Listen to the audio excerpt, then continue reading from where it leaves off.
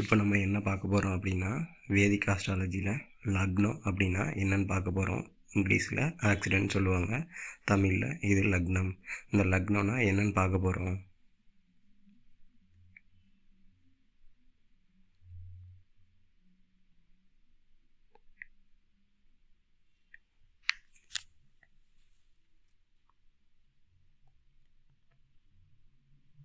Define accident, அதாவது லக்னம்னா என்ன? Rising in power of influence.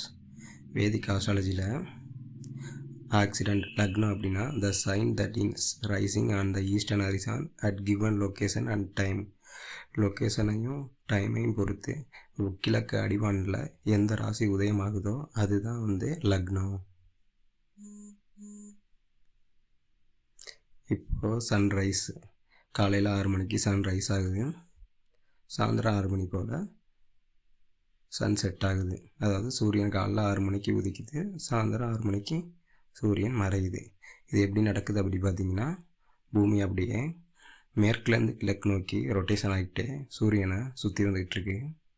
இப்போ ஒரு லொக்கேஷன் எடுத்துக்கலாம் பூமியில், அதோட ஈஸ்ட் வெஸ்ட்டு குறிச்சிக்கலாம்.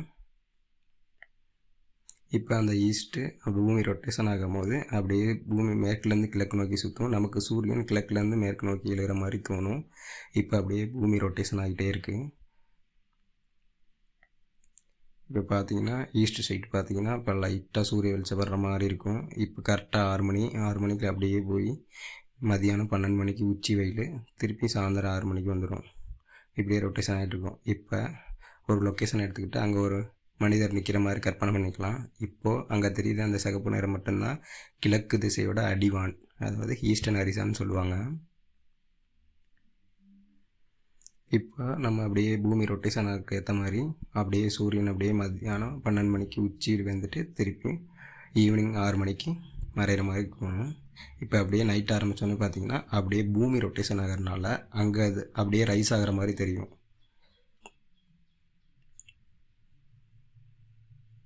இதை ஒரு நட்சத்திர கூட்டத்தை வச்சு அடையாளம் காணலாம்.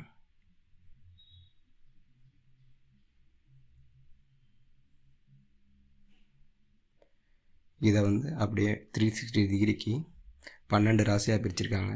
ஒரு ராசி 30 டிகிரி, மேசம், ரிஷபம், மிதுனம், கடகம், சிம்மம், கன்னி, துலாம், விருச்சிகம், தனுசு, மகரம், கும்பம், மீனம் என 12 ராசியாக பிரிச்சிருக்காங்க. இப்போது 24 ஹவர்ஸ் 2 ஹவர்ஸ்க்கு ஒருக்க ஒவ்வொரு ராசி சைனும் சேஞ்ச் ஆகிட்டே இருக்கும் கிழக்கு அடிவானில். இப்போ பாருங்கள் அப்படியே சேஞ்ச் ஆகுது பாருங்கள். 2 ஹவர்ஸுக்கு ஒருக்க ராசி சைன் மாறிக்கிட்டே இருக்கும். அந்த ரைஸ் ஆகிட்டே இருக்கா ஒரு ராசி சைனு, 2 ஹவர்ஸுக்கு ஒருக்க சேஞ்ச் ஆகிட்டே இருக்கும்.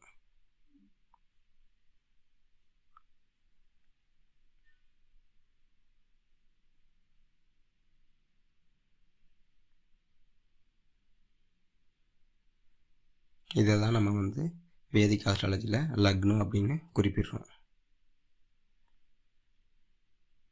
இப்போ எல்லாருக்கும் லக்னம்னா என்னன்னு தெளிவாக தெரிஞ்சிருக்குன்னு நம்புகிறேன்.